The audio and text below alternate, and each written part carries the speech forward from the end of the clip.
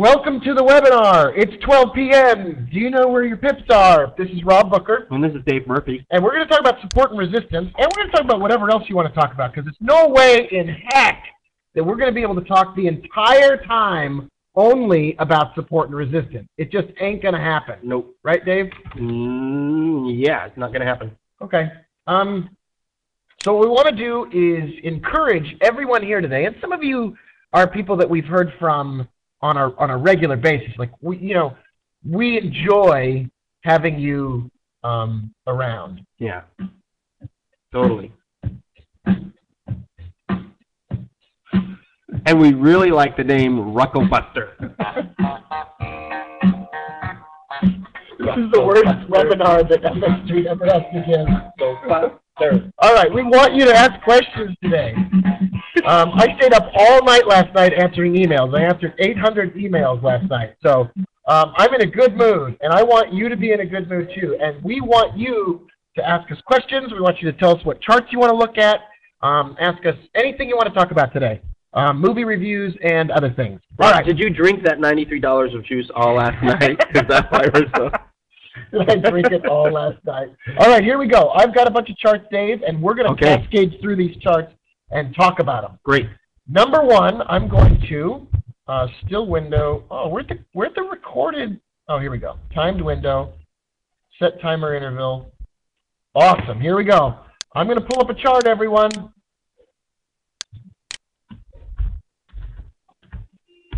This is the dollar CAD. All right. And you tell us what to ask. Yes, now ask me, how cool is Dave? And we'll go ahead and answer that first.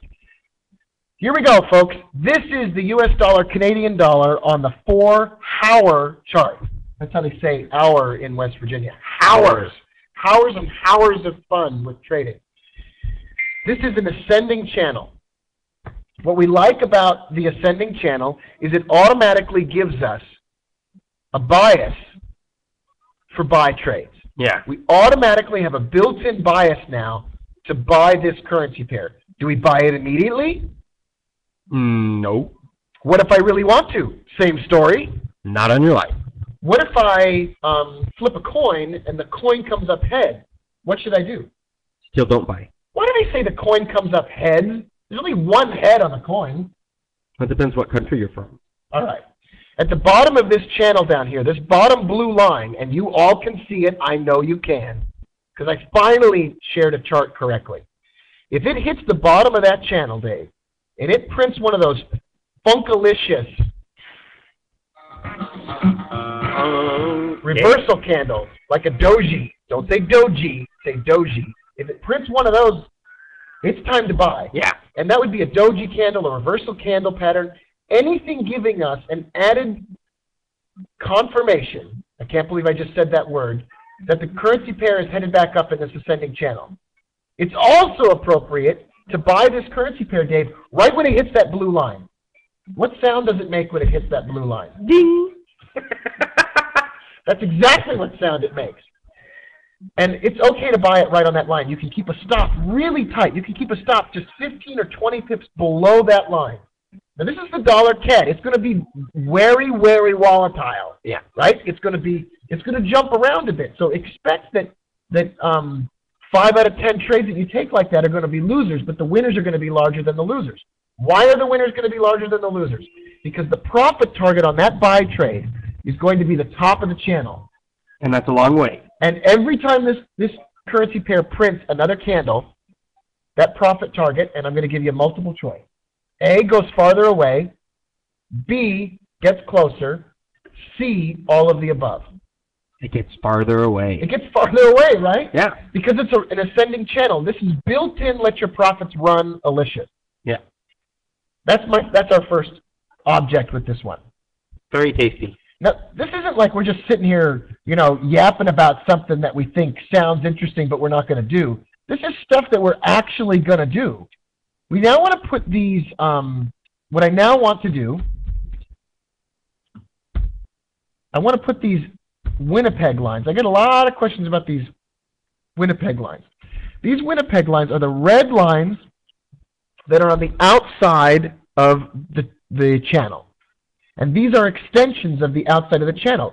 If the channel's 100 pips wide, the first Winnipeg line is 38 pips outside the channel. The second one is 50, the third one is 62, and so on. And they're just fib numbers. Sure.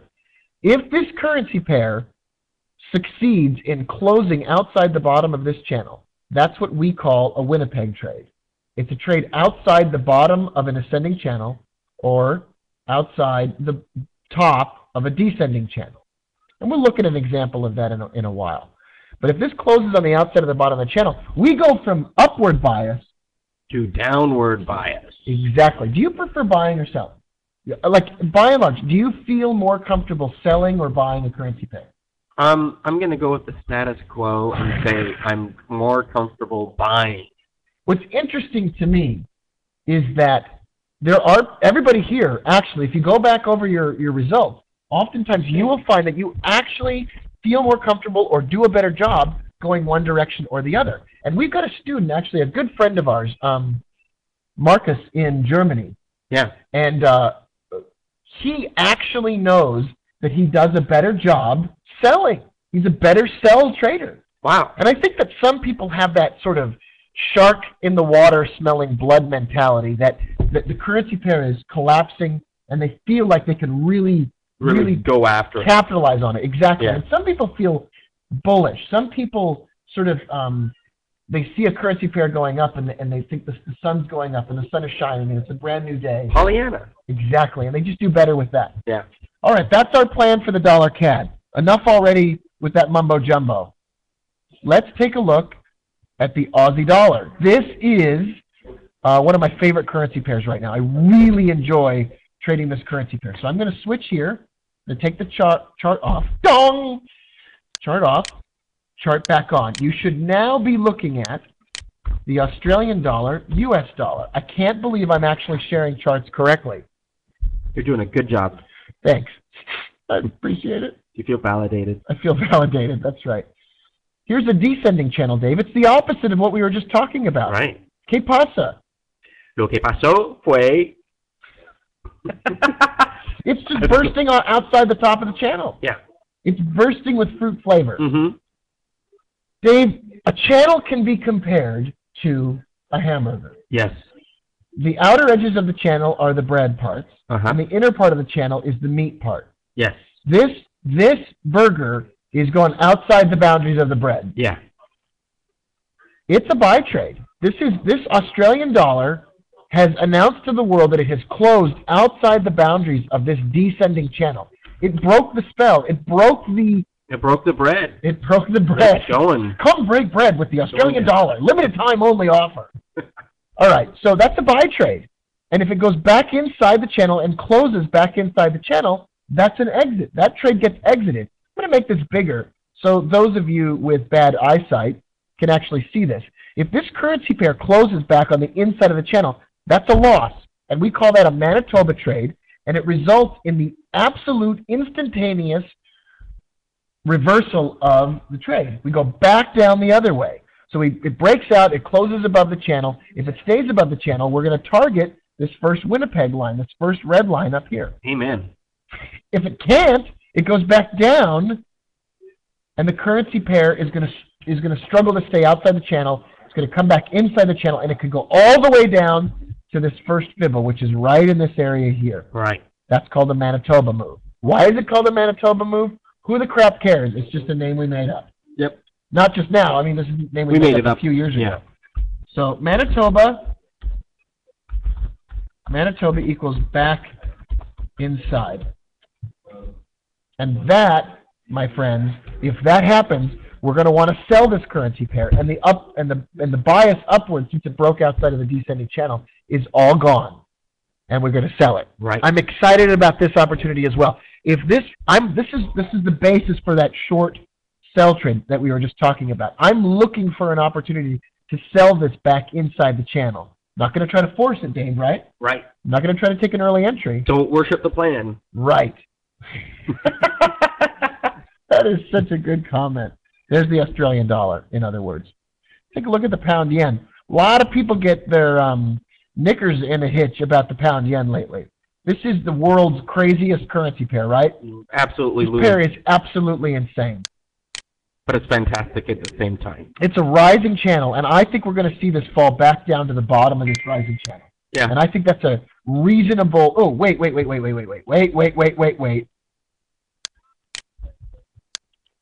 All right. Here's the pound yen. Caught myself. Sorry, everyone. There's the pound yen 1 hour chart. This pound yen 1 hour chart is moving in an ascending channel. That is a bias for upward trading. It could make it down to the bottom of this channel and bounce back upwards all the way to the top of the channel. And that's the game we're trying to play here. If it closes outside the bottom of this channel, we're going to sell it. Period. Yep. We're not going to sit around and sing Kumbaya. Nope. Well, we're going to do that. We're definitely going to do that. We like that. But I'm feeling so romantic.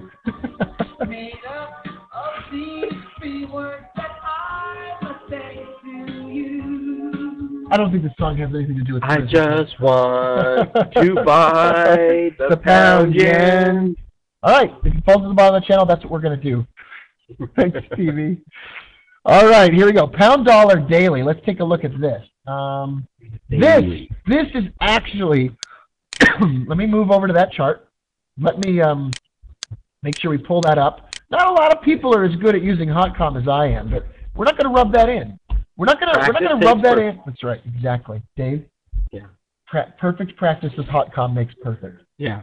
And makes HotCom hot, not just lukewarm. Get it while it's hot. Some like it hot.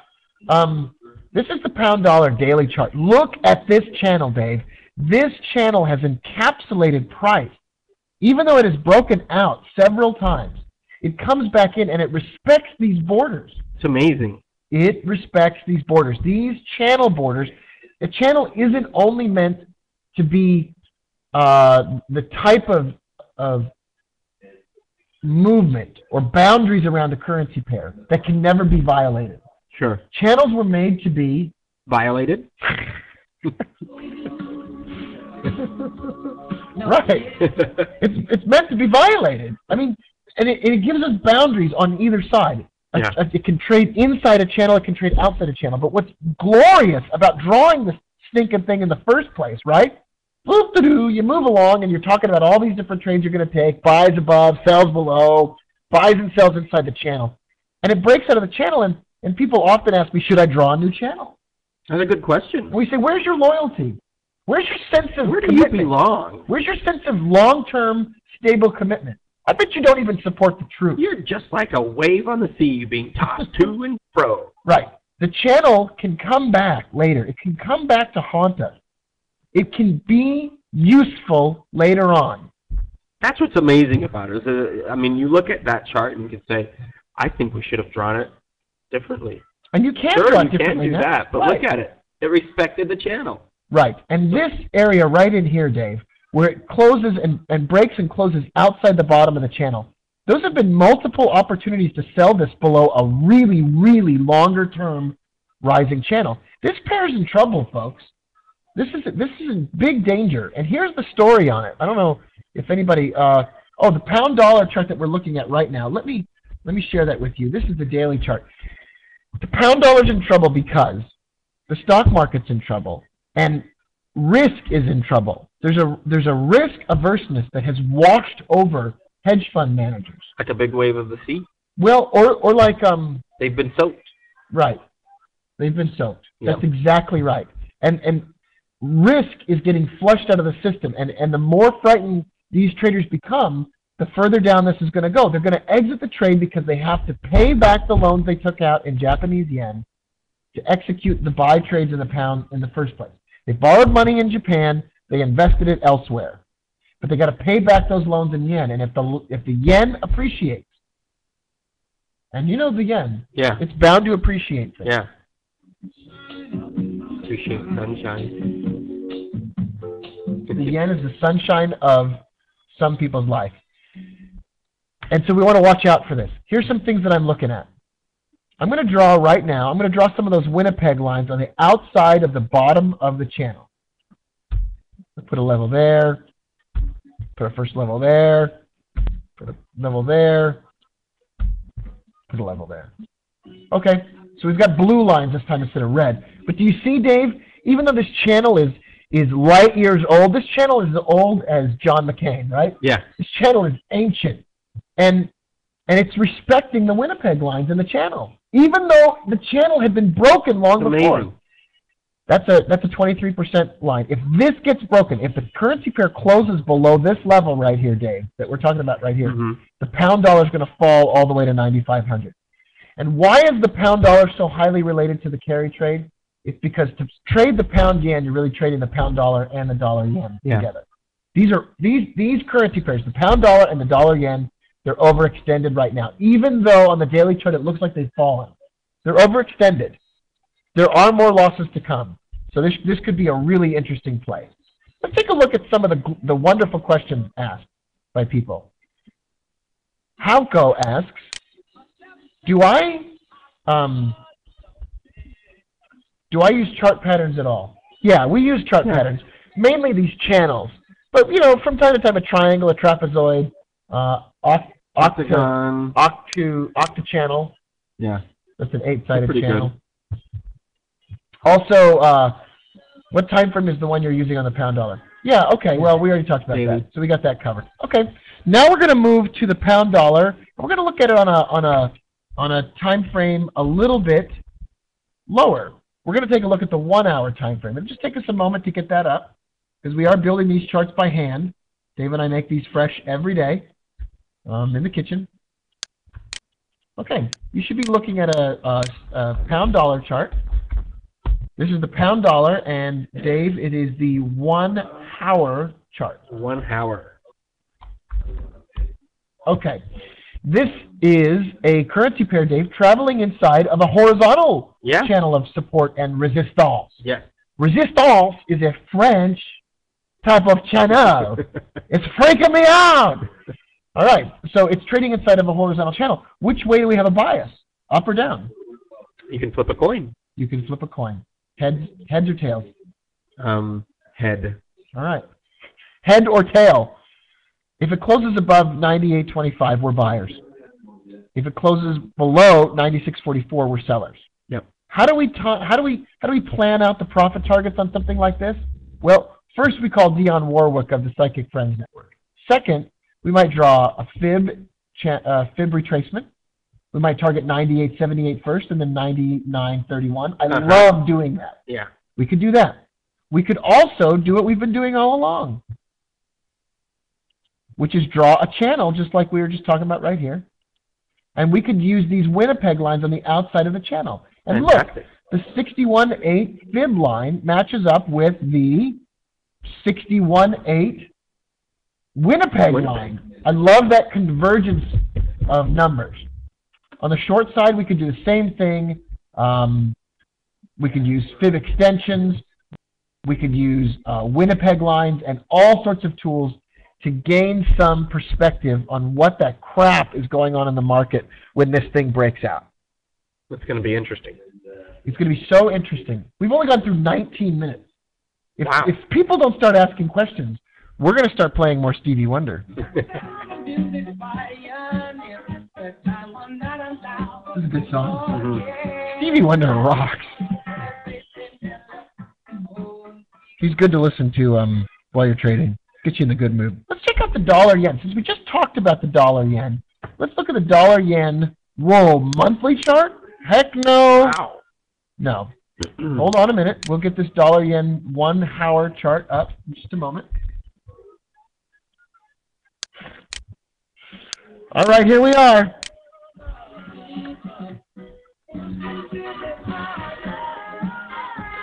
What's this song called? Would it have to be dealing with feeling love? It's called Sir Duke. Some love song you wrote to Sir Duke? Who's Sir Duke? I think there's a typo. This is an awesome chart, folks. It's not a surprise to me that the dollar yen and the pound dollar, two of the world's most important currency pairs, are traveling sideways right now. Yeah. This is a big deal. What's coming up? Interest rate decisions. Woohoo! Oh, we should take a look at the FX Street calendar in a moment and see how some of what we've been looking at is going to be affected by the news. Totally. Okay, but for a first idea, here's a combination of trend lines inside of channels. Right? Now, for the first time ever, Trend line. one man, one channel, one chance to make a difference. The trend line is the opportunity. If this currency pair closes below this trend line and breaks it and closes below it, that's a wonderful sell trade all the way to the bottom of the channel at 108.23. Now, just like the dollar CAD, the dollar yen has something of a personality disorder. Yeah. It sometimes it can really move in one direction and do something for you, and then all of a sudden snap back and go the opposite way, and it freaks people out. It's freaking me out! And people get freaked out, and they dump the trade, and the next thing you know, with this currency pair and the dollar CAD, it's going right back in the direction that you thought it was going to go. Yep. Why is that? Why is that? There's a quick fakie, and then it just goes. Why? I don't know. It's the personality of the currency pair, right? Yeah. It's totally diverse trading strategies being executed. Let me give you an idea. The dollar CAD's different because a significant portion of people trading the dollar CAD are really trading the Canadian dollar as a proxy for oil. They're hedging their bets on oil contracts. They're buying oil. They're hedging the price of oil, and they're using the Canadian dollar to do it. When people do trades like that, it's not speculative and it's not directional, and they don't give a crap if there's a trend or not. They care about hedging their bet. And when you're talking about hedging, you're not talking about fib levels or price levels or anything. So there's a lack of respect for those levels. So they're not even looking at this chart. They might not care what the chart says because they've got a price at which they know they have to ship, oil sands Sure.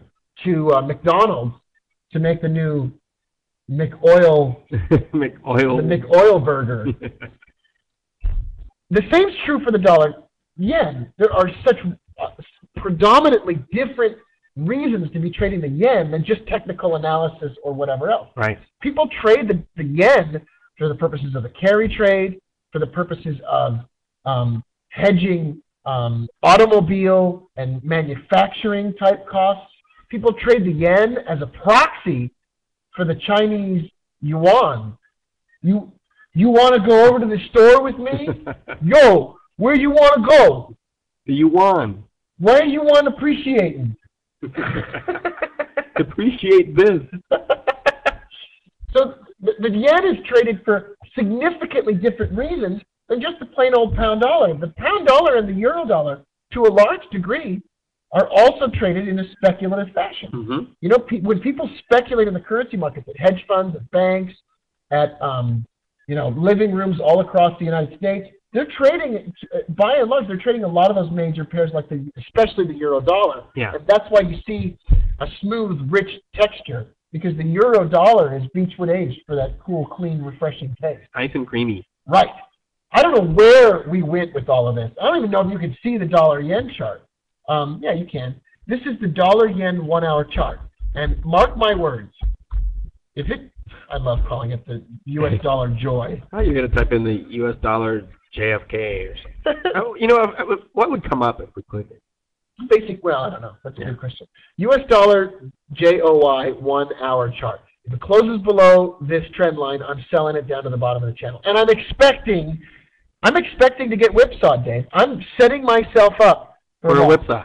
Do you ever notice that when we set ourselves up, when we steel ourselves and we prepare ourselves for a loss, we're better mentally prepared for the trade as a whole? Yeah. But when we start things off from a perspective of nothing can go wrong, we're kings of the world, we're Leonardo DiCaprio on the bow of the Titanic.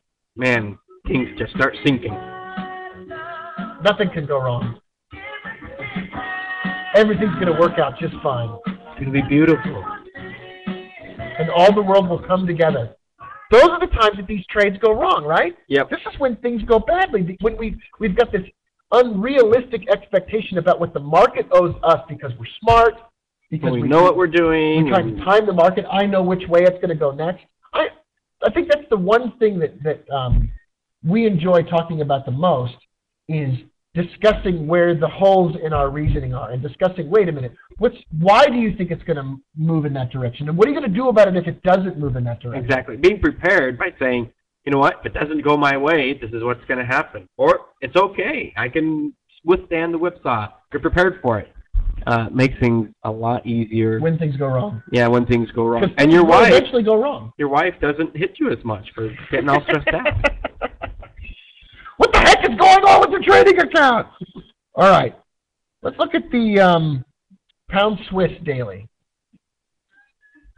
It'll just take us a moment to bring that up. Oh, I think we might have had a question, Dave. Oh. How will you know when hedgers are entering the market other than no respect for technical levels? How do you know when hedgers are entering the market? How do you know when funky stuff is going on? I'll tell you when you know that stuff is going on. When you see a currency pair, in particular in the short term, perform like it did today. Look today at the Euro-Yen 5-minute chart. In fact, look at it here. I'll show it to you. See. We're going to have to... We're going to have to change one. We're going to have to change one. So take me a moment here. All right. This is the Euro-Yen.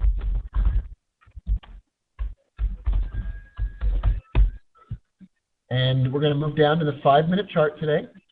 When you see activity like this, you know that whacked out stuff is happening.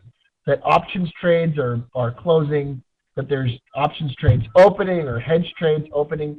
You also can, see from the chart that there's going to be news. It's just taking its sweet time loading. So everybody keep your pants on while this loads. Especially Rucklebuster. That's the greatest name in the world. Yeah, that is really good. So here we go. This is loading. It's just taking a while, but just turn on the music. Turn on the music. Pause now for station identification. This is the FX Street Webinar Broadcasting Network. Look at that. That's a 5-minute chart. That's nuts and rooting, right? That's delicious. That's whacked out. Up, down, up, down, up, down. It's a pair on psychedelic stimulants, right? Yeah. That's when you know that funky stuff is going on and there's not a huge amount of respect, in particular, for certain levels. Now, these ups and downs may correlate with certain levels, but the violence with which the currency pair turns is just astounding. And it was violent. Yeah. We cannot show this on TV. With that correlation, CAD to oil, don't you see that we should see CAD back at the high level since oil is around $100? So a correction to CAD to gain? That was Simon, and it's a brilliant question. I want to bring this. Let's see here. I got all kinds of stuff going on now. Let's bring this up. Let's bring the dollar CAD up. It'll take me a moment. There we go. You should be seeing the dollar CAD on the 4-hour chart again. Yeah, we were way down here low right before, right, Dave? Yep. We fell way into the 98 cents mark, and that was actually pretty recent even. But we've been as low as 91 cents in the past 12 months. We've been way down there. What was happening during that time is that the move to $100 was getting priced in, so that when we actually got to $100, nobody cared anymore. It wasn't that big of a deal. And this is the law of pricing in. Of pricing in and stupid money versus smart money. Yeah. That when oil goes to $100 a barrel, everybody then is thinking that all the effect is going to pass through to the dollar CAD. Whereas in reality, a lot of that effect got priced in a long time ago. A lot of that panic about where the CAD would go in response to oil was priced in a long time ago. $100 a barrel oil was priced into the CAD back before oil was $100 a barrel. Remember, they're not going to go lockstep. So it's a great, great question. And the answer is, how do you follow oil and the Canadian dollar and make sense of anything? And the answer is listen to the, the traderradio.net radio show. Get yourself, some information about how oil and the Canadian dollar are correlated, and just get yourself educated about the difference between the fact that something's correlated and the fact that something has to necessarily move immediately in lockstep with something else. Just because they're correlated doesn't mean they're going to move in lockstep. And just because they're correlated, Dave, doesn't mean that when oil hits the highest price, that the Canadian dollar will hit its greatest value. Because remember, people are advancing their pricing in of news that comes out. So when oil goes to $91 a barrel, people start to bid the Canadian dollar up as if oil was going up to 100. Sure. So you got to remember those things, and you got to think about those things. And most of you out there you're all intelligent people. For goodness sakes, you're at this webinar, and everybody knows that was a good idea, and you haven't wasted any portion of your day today with that. All right. Let's see what questions might have come in. I'm in school. Sorry, Rob. See you around, guys. Buy on the rumor, sell in the news. Excellent comment. Someone said, take a look at the Australian dollar. Yeah, it's sort of taking off, but it's not really taking off an extraordinary amount. Deb says, doesn't that U.S. joy, you look like an ascending triangle. Wow. Ascending triangle. Let's go back to the U.S. dollar, Deb, again. Just take us a moment to get back there.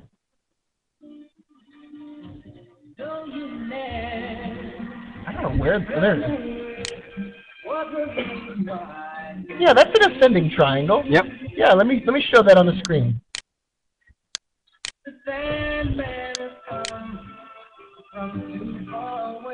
The worst song ever. Yeah, that's an ascending triangle.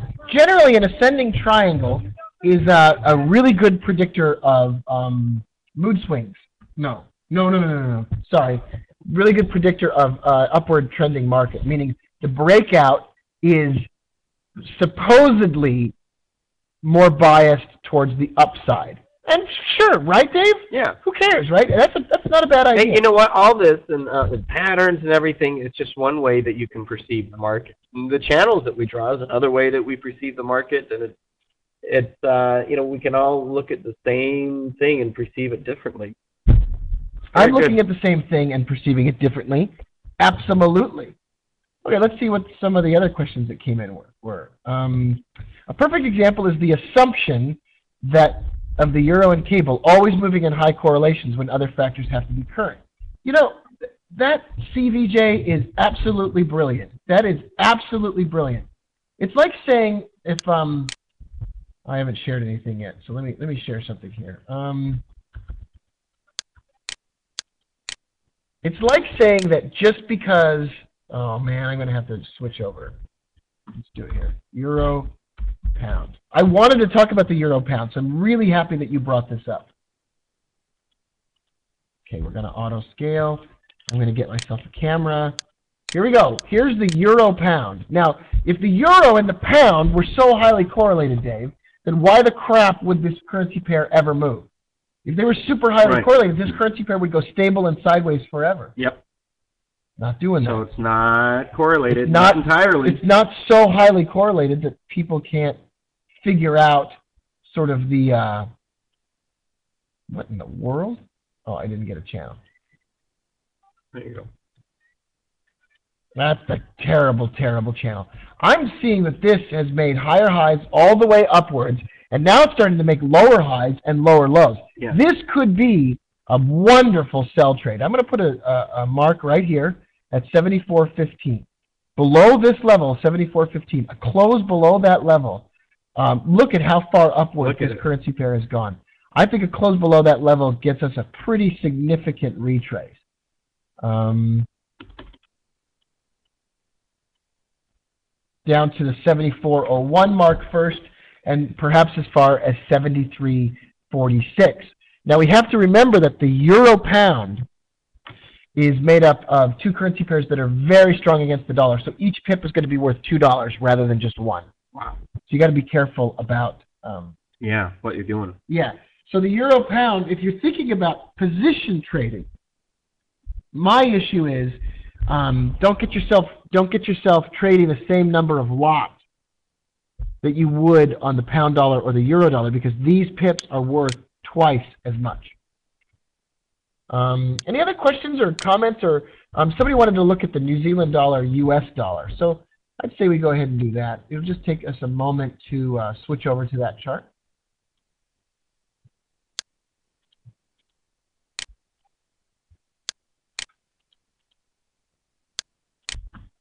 New Zealand dollar, US dollar. All right, here it is. Not really on the 60-minute chart. Oh, there we go. Oh, look at that. I like that. I'm just making that up right there. So let's be patient. But descending channel, looking a little bit weak right now. The only thing that can give us an upward bias here, Dave, is a close out above 77.48. Yeah. And a close above that level is certainly bullish, and certainly I'm willing to trade it. Now, what about this candle in the middle, that series of candles in the middle? And why didn't you draw the top of the channel at the top of that? I can't bring myself to do it. I just like the way that this encapsulates the movement better. Yeah. It's okay to have a few candles poking on the outside of the channel. It's okay to do that. It's not the worst thing in the world, okay? That's the most important thing to remember. Okay. Nothing has to be perfect. Nothing has to be perfect. Let's see if there's no other comments or questions are coming in, which is absolutely fine. I think we'll spend just a few moments here. If you have any questions, please do bring them up. I'm going to share. Dave, I think we should share some stuff about this oil stuff that we talked about today. Yeah, very interesting. Okay, so it'll take us a moment to get this ready, so please be patient with us.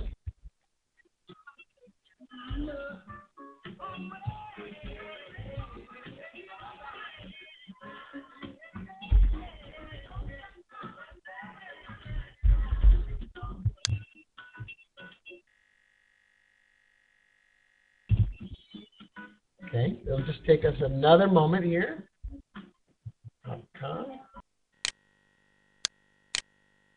All right, this is crude production. This is United States crude oil production, 2001 to present. This lack of production is a sign that although demand has been rising over the past few years, the ability of the U.S. to produce oil has gone down. We talked about this in the radio show this morning, and I just wanted to share this. Crude production has gone down, but the crude spot price, this is what I thought was fascinating. Look at that. It's simply gone up. That just goes way up. Yep. Those are just some charts that I put together. I mean, if you combine them all, you get this chart right here. You get price versus production. As production has been dropping, price actually per barrel has been going up. That's obvious, right? Supply and demand. Right, yeah.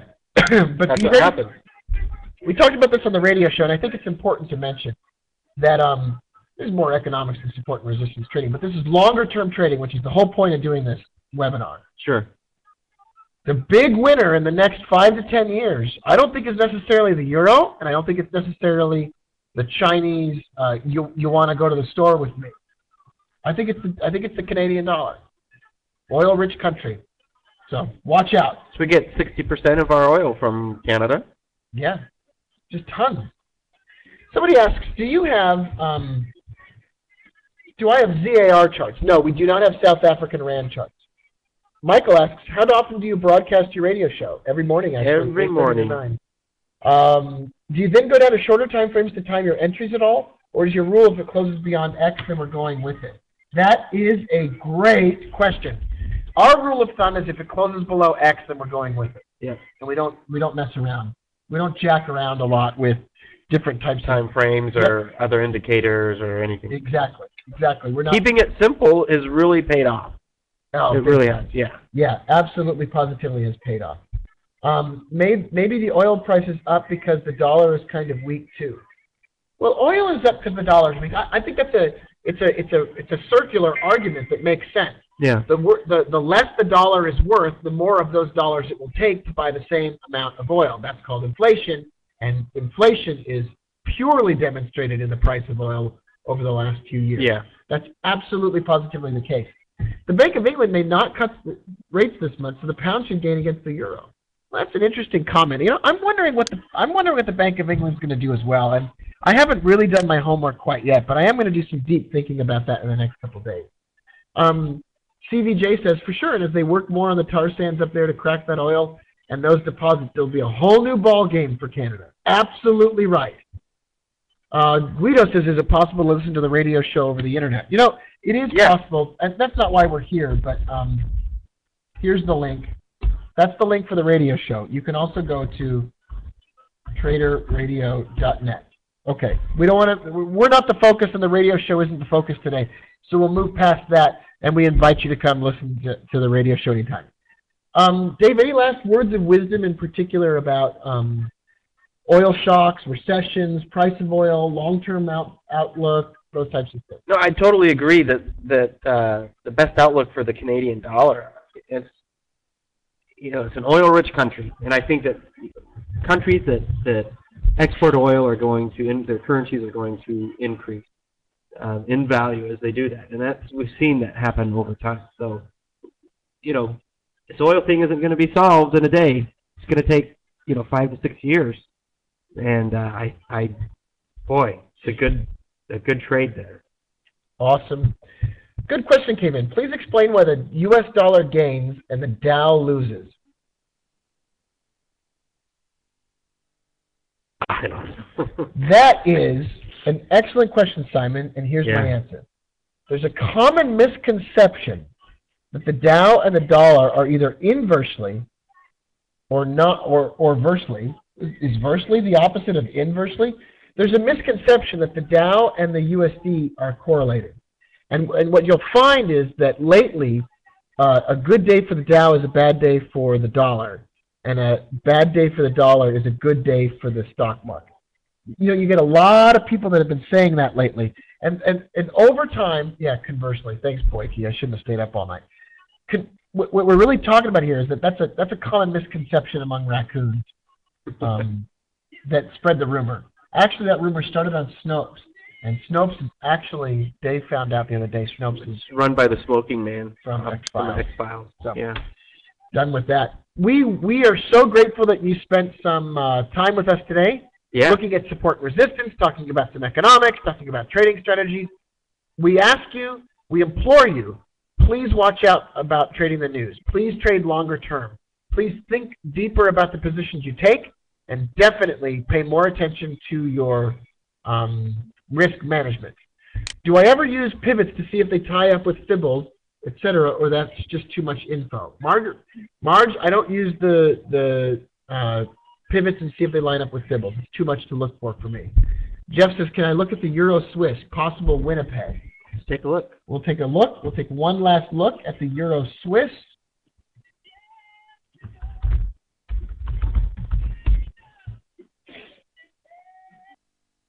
It'll just take some time to load these bars, so we'll turn up the music.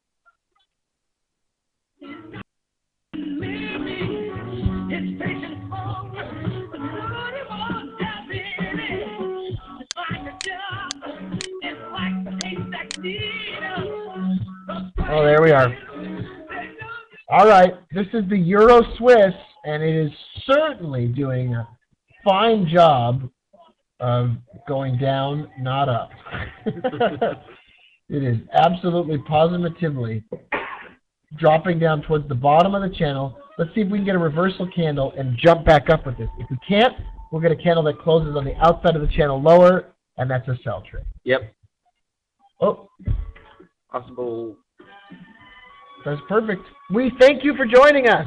We're grateful that you spent time with us today. That'll wrap up our webinar. I'll be doing a webinar about trade planning and trade plans later on this month, and another chart school type webinar about support and resistance a month from now. All right.